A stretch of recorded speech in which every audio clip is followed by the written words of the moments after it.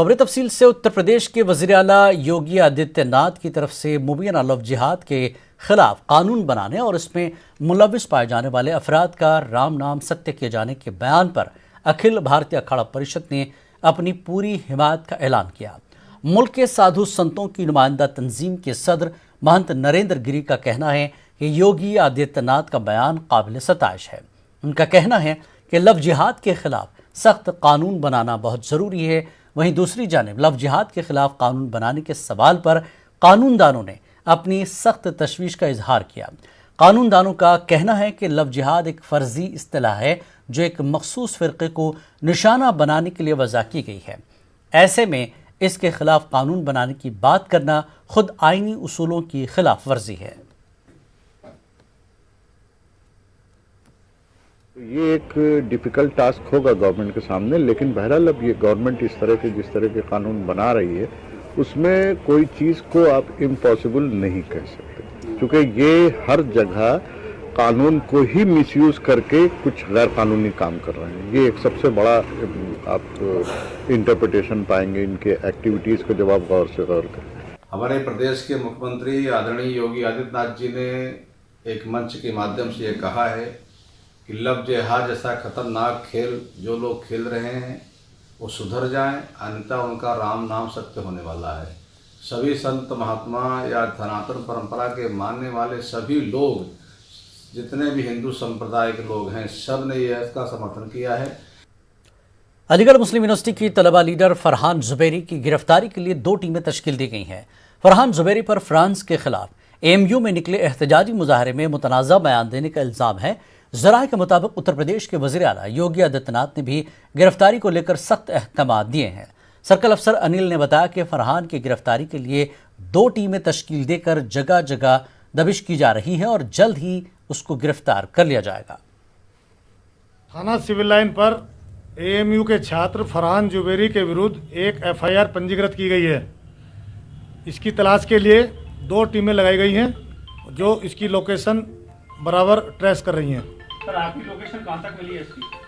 अभी इसकी लोकेशन अलीगढ़ से बाहर है। दोनों टीमें इसमें लगी हैं। जैसी कोई जानकारी मिलेगी आपसे शेयर की जाएगी। 2 पुलिस की टीम बनाई है? यस। फरहान जुबैरी की गिरफ्तारी के लिए टीमें तश्कील देने पर रद्दमल ज़ाहिर करते हुए एएमयू तलबा लीडर मोहम्मद आरिफ खान ने कहा कि एक मुल्क में 2 तरह के कानून नहीं होने चाहिए। उन्होंने कहा कि अगर हुकूमत फरहान के बयान को नफरत फैलाने वाला मान रही है तो फिर कपिल मिश्रा और प्रज्ञा ठाकुर के बयानों पर भी कार्रवाई करे और गाय के नाम पर नफरत फैलाने वालों पर भी कार्रवाई होनी चाहिए।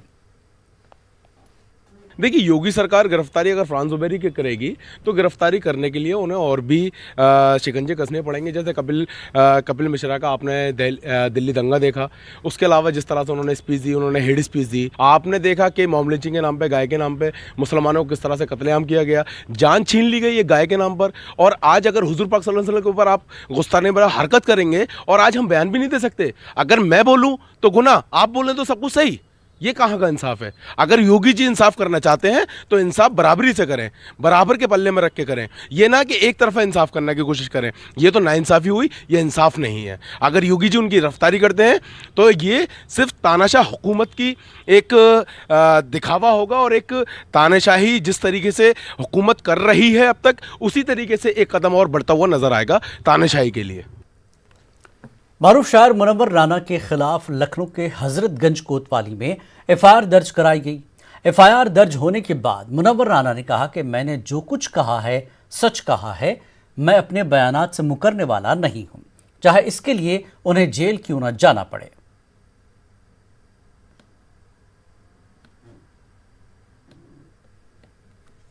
दीपक पांडे नाम का कोई दरोगा है, उसने एफआईआर की है।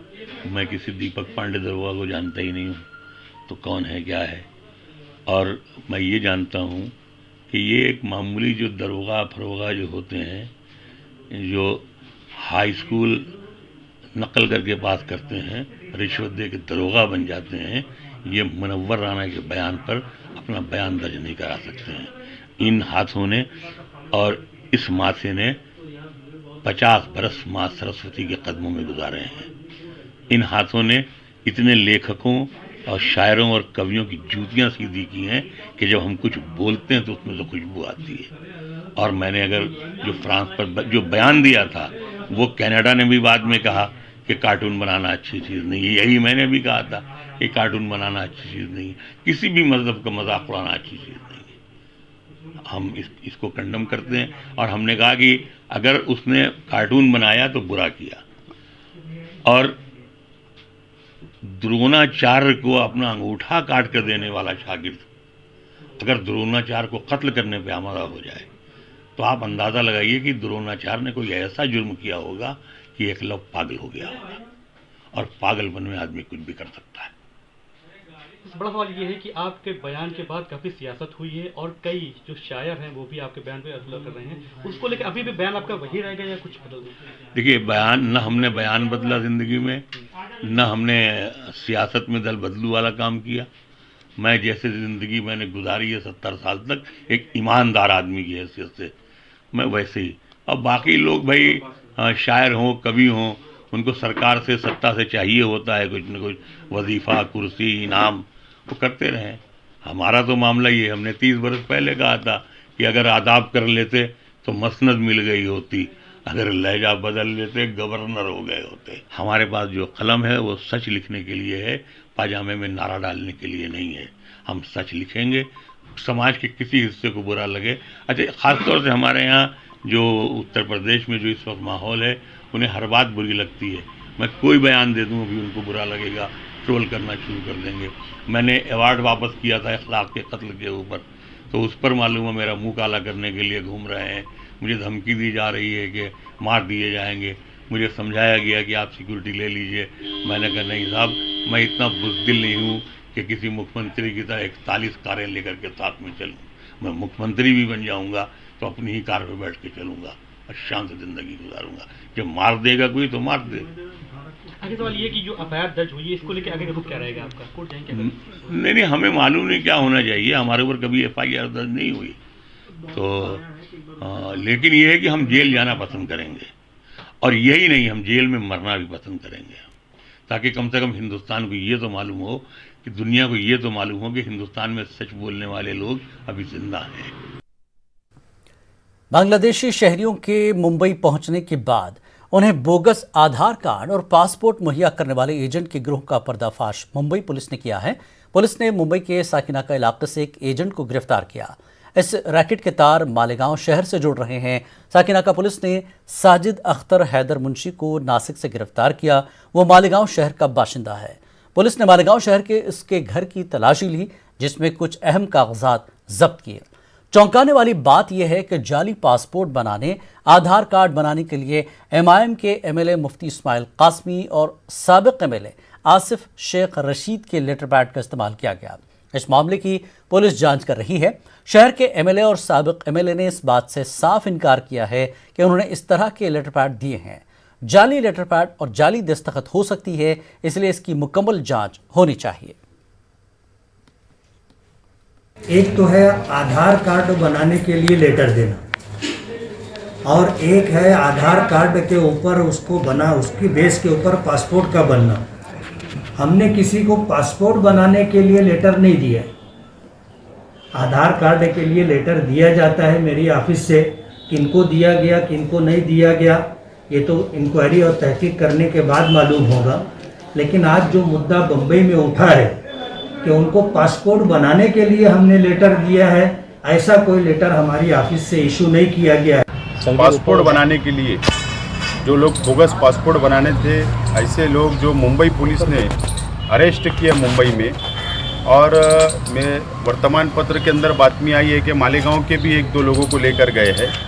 और आपके ही माध्यम से मुझे पता चला कि मेरा आधार कार्ड बनाने के लिए लेटर हेड मेरा यूज़ किया गया। पहली बात तो मुझे पूरी शंका है कि मेरा लेटर हेड और मेरी साक्षरी ये बोगस होगी। फ्रांस मामले को लेकर मध्य प्रदेश में एहतजाज करने वालों को वज़ीर आला शिवराज सिंह ने सख्त लफ्जों में वार्निंग दी है। सहाफ़ियों से बात करते हुए वज़ीर आला शिवराज सिंह ने कहा कि बगैर इजाज़त किसी को भी किसी किस्म के एहतजाज की इजाज़त नहीं है। पिछले दिनों जिन लोगों ने फ्रांस के मामले को लेकर एहतजाज किया था, उनके खिलाफ कार्रवाई की गई है। देखिए, बिना इजाज़त के कोई प्रदर्शन नहीं होगा। एक हुआ था, कार्रवाई की गई है, और मैं चेतावनी दे रहा हूं ऐसे किसी भी तत्व को, अगर गड़बड़ करने की कोशिश की शांति के टापू मध्य प्रदेश में, तो ठीक नहीं होगा। अकोला में फ्रांस के खिलाफ अनोखा एहतजाज किया गया। एहतजाजियों ने कलेक्टर ऑफिस पहुंचकर अलामती तौर पर गुस्ताख रसूल को कोड़े बरसाए। इस दौरान जिला कलेक्टर को एक मेमोरेंडम पेश करके फ्रांस के साथ ताल्लुकात मुनक़ता करने का भी मुतालबा किया गया। जन सत्याग्रह संगठन की ओर से आज कलेक्टर साहब को एक निवेदन देकर आंदोलन किया गया है। आंदोलन का सब्जेक्ट जो था वो फ्रांस के अंदर आप सल्लल्लाहु अलैहि वसल्लम की शान में गुस्ताखी की गई है, जिसकी हम कड़े शब्दों में निंदा करते हैं, कड़े शब्दों में विरोध करते हैं। और भारत के सभी मुसलमानों की तरफ से हम कलेक्टर साहब के ज़रिए से प्रधानमंत्री जी को, राष्ट्रपति जी को निवेदन करते हैं कि वो फ्रांस के एम्बेसडर को किसी भी हाल में उसे मजबूर किया जाए कि फ्रांस सारे मुसलमानों से माफ़ी मांगे और पूरे दुनिया के मुसलमानों का जो दिल दुखा है वो माफ़ी। शायर मशरक़ अल्लामा इकबाल की यौम पैदाइश की मुनासिबत से औरंगाबाद में 9 रोज़ा जश्न इकबाल मनाया जा रहा है। इस जश्न की इनफरादियत ये है कि 9 रोज़ तक चलने वाला ये जश्न पूरी तरह से ऑनलाइन है और इकबाल के चाहने वाले इकबाल से मुताल्लिक़ कलाम ऑनलाइन पेश कर सकते हैं। जश्न इकबाल का इफ्तिताही इजलास औरंगाबाद में हुआ। इस इजलास की सदारत मारूफ अदीब व नावल नगार नूरुल हसनैन ने की। इस मौके पर इकबाल की शायरी, फ़लसफ़े खुदी और इकबाल के शाहीन जैसे उन्वानात पर तफसीली रोशनी डाली गई। जश्न इकबाल के ज़िम्मेदारों का कहना है कि वो इस जश्न के ज़रिए इकबाल के पैगाम को दुनिया भर तक पहुँचाना चाहते हैं। औरंगाबाद शहर में 1 नवंबर तक 9 नवंबर तक जश्न इकबाल मनाया जा रहा है और इसमें जो हमने जदीद जो ज़राए इब्लाग है और आज मतलब जिस तरह से तालीम स्कूल बंद है तो जो ऑनलाइन जो तालीम दी जा रही है तो हमने भी जश्न इकबाल को ऑनलाइन मनाने का ऐलान किया है और इसमें से बच्चे अपने घर में बैठकर जो है इकबाल के बारे में अपनी चीज़ें जो उनकी मालूमात है, अशार है, शायरी है, इकबाल से मुताल्लिक़ ख़वातीन है, तो ये ऑनलाइन पूरा सेमिनार चलेगा। इससे पूरी दुनिया में इकबाल का मैसेज पहुँचेगा। एक मुज़ाकरा होगा, ख़वातीन उसमें हिस्सा लेंगी बढ़ चढ़ कर, और हम इस प्रोग्राम से ये चाहते हैं कि इंटेलेक्चुअल तबक़ा तो इकबाल को जानता है, पहचानता है।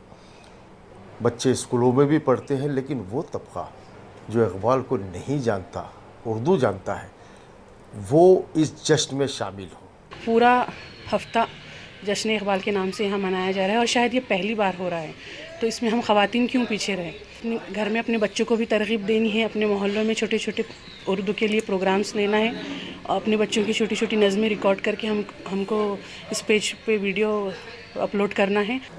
अल्लामा इकबाल की जहाँ हम सालगिरह मनाएंगे वही उसको उर्दू ज़बान की बक़ा और उसकी तरवीज, उसकी इशाअत, वो सिलसिला भी लेके चलेंगे। तो ये एक बहुत अच्छा प्रोग्राम आज से उन्होंने शुरू किया और ज़ाहिर है कि जहाँ कौम अल्लामा इकबाल से वाकिफ़ होगी वहीं ये भी समझ में आएगा कि उर्दू की बक़ा और उर्दू की इशाअत के लिए, उर्दू की तरवीज के लिए हम क्या कर सकते हैं। कर्नाटक के एक अक़लियती तालीमी इदारे ने एक साथ कम्युनल वायरस और कोरोना वायरस को शिकस्त दी है। जी हाँ, बीदर के शाहीन तालीमी इदारे ने नीट 2020 के इम्तहानात में रियासत को पहला और तीसरा रैंक दिया है। CA NRC मुखालिफ एहतजाजियों के दौरान इस तालीमी इदारे के ख़िलाफ़ मुल्क से बगावत का इल्ज़ाम आयद किया गया था। ये इदारा काफ़ी सुर्खियों में था। शाहीन इदारे के चेयरमैन डॉक्टर अब्दुल कदीर ने कहा कि हसद और सियासत की वजह से अक़लियती तालीमी इदारे को निशाना बनाने की कोशिश की गई थी।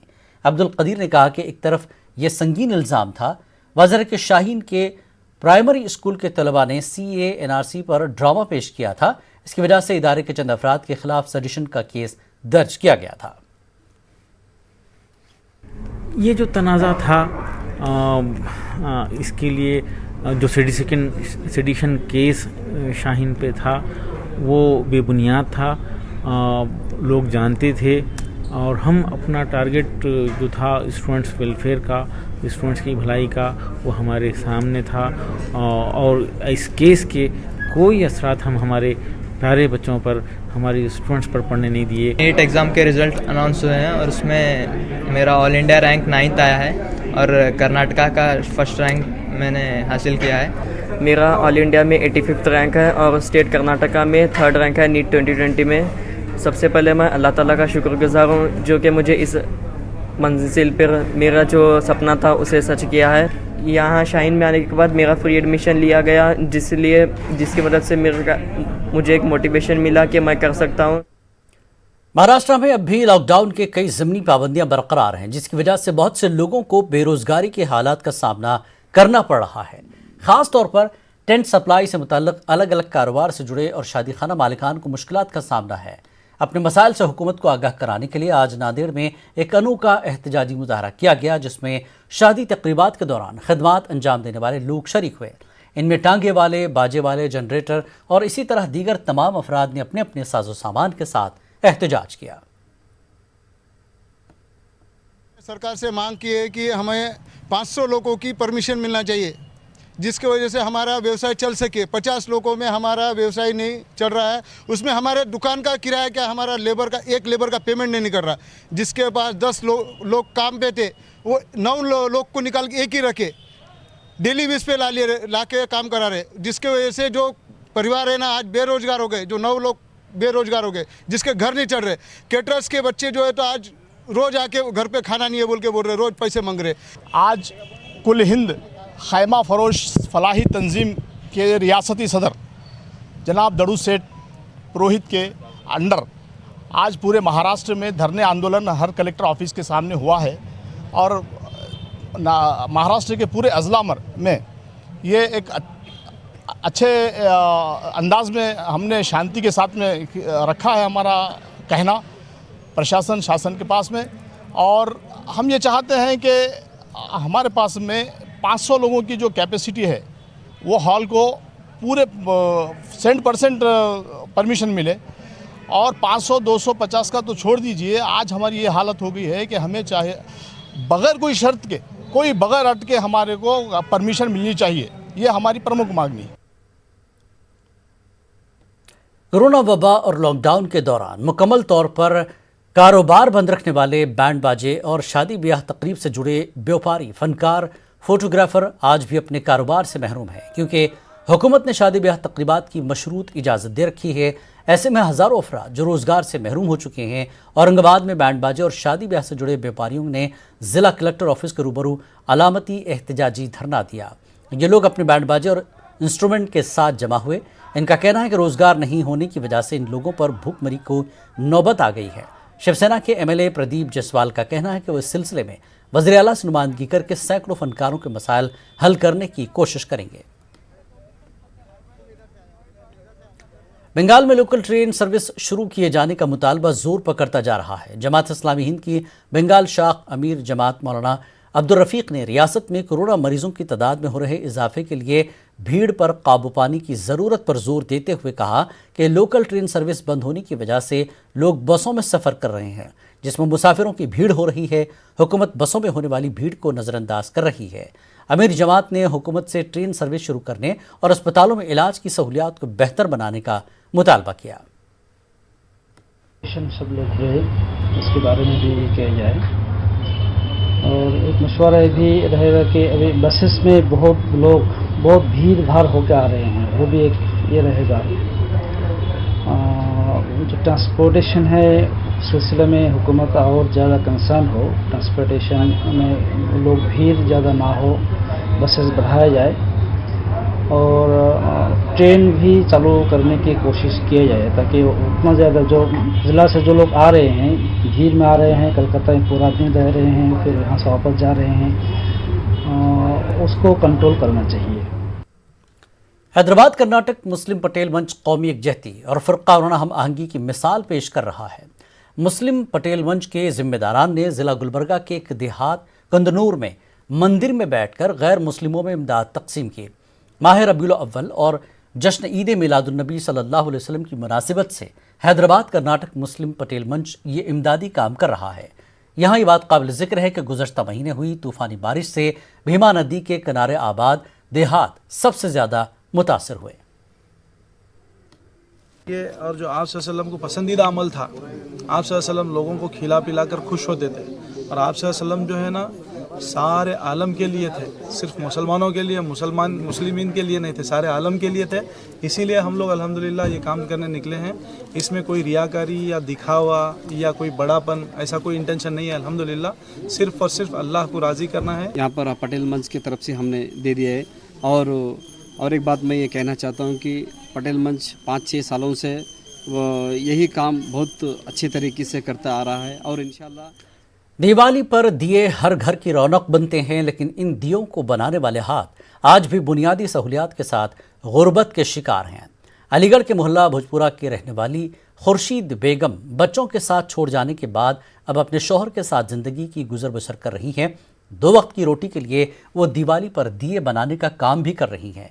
दिवाली पर हर घर में दिए की धूम होती है, लेकिन किसी की नज़र उन पर नहीं पड़ती कि इन दियों को बनाने वाले कारीगर किन हालात में ज़िंदगी गुजार रहे हैं। खुर्शीद बेगम का कहना है कि दिवाली पर दियों की ज़्यादा डिमांड रहती है। इसकी एवज़ में जो कीमत मिलती है उससे वो खुर्दनी अशिया के साथ दिए बनाने के सामान जमा करती हैं। वहीं उनके शौहर मोहम्मद इदरीस कमज़ोरी और ज़ईफ़ी के सबब घर ही में वक्त गुजार रहे हैं। उनका कहना है कि हमारे बनाए हुए दिए इबादतगाहों के साथ घरों को रोशन करते हैं, इससे खुशी भी मिलती है और ज़िंदगी भर हो रही अगर ये काम ना हो तो 2 वक्त की रोटी भी मैसर नहीं। हाँ, अभी कर रही हूँ, 4-5 साल से ही कर रही हूँ मैं, क्योंकि परेशानी है घर में। अब लड़का था, लड़के की भी गिरस्ती, वो हमें कैसे खिला लेगा, अपने बीवी बच्चों को देगा या हमें देगा वो। और आदमी हमारे बैठे हुए हैं, मजबूरी है तो अपना कर रहे हैं। कितने दिए बना लेती हैं घर में? 1000 भी बन जामे, 8 से भी बन जामे। इस सीज़न में डिमांड कैसी रहती है? बस इसमें यही है कि क्या कमा और बना लें जल्दी से काम से निमट के। खाना पीना भी ऐसे ही अपने टाइम बे टाइम खाएं। दिवाली पे ज़्यादा रहता है? हाँ, बस दिवाली पे है, वैसे ना सरोसी में इतना। हमारे घर पे दिए बनने, हमारे बच्चे बना रहे, हमसे काम नहीं होता। बच्चों के जरिए से हमारा गुजारा हो रहा है, यहाँ हमें रोटी भी ना मिलेगी। क्या काम होता है? दीवले बनाते हैं दीपावली के, हमें रोशनी होती है, हमें अच्छा लगता है। महाराष्ट्र के भिवंडी में इन दिनों सियासत चरमराई हुई है। एक तरफ एमआईएम के सदर खालिद गुड्डू कई दिनों से हफ्ता वसूली के इल्ज़ाम में जेल में हैं, तो वहीं दूसरी जानिब कांग्रेस के 17 कारपोरेटरों को बढ़ाकर 47 करने वाले भिवंडी शहर सदर शोएब गुड्डू को ही पार्टी ने उनके ओहदे से बरतरफ कर दिया है।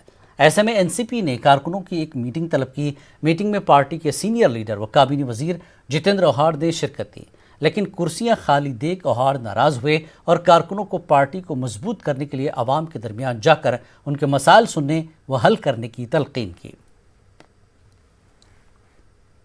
रिश्वतखोरी और ठेकेदार के कत्ल के संगीन मामले में मुअत्तल किए गए महोबा के आईपीएस अफसर मनीलाल पाटीदार की गिरफ्तारी पर इलाहाबाद हाईकोर्ट ने रोक लगाने से साफ इनकार कर दिया।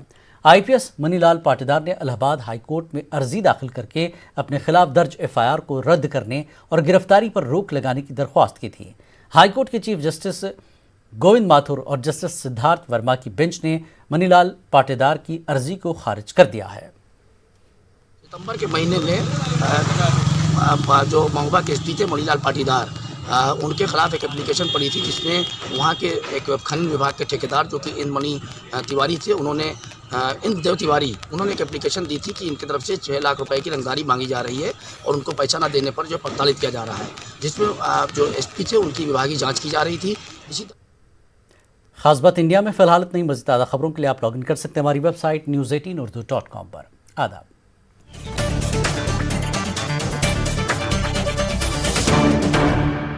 इस न्यूज हेडलाइंस के प्रायोजक पेट सफा आयुर्वेदिक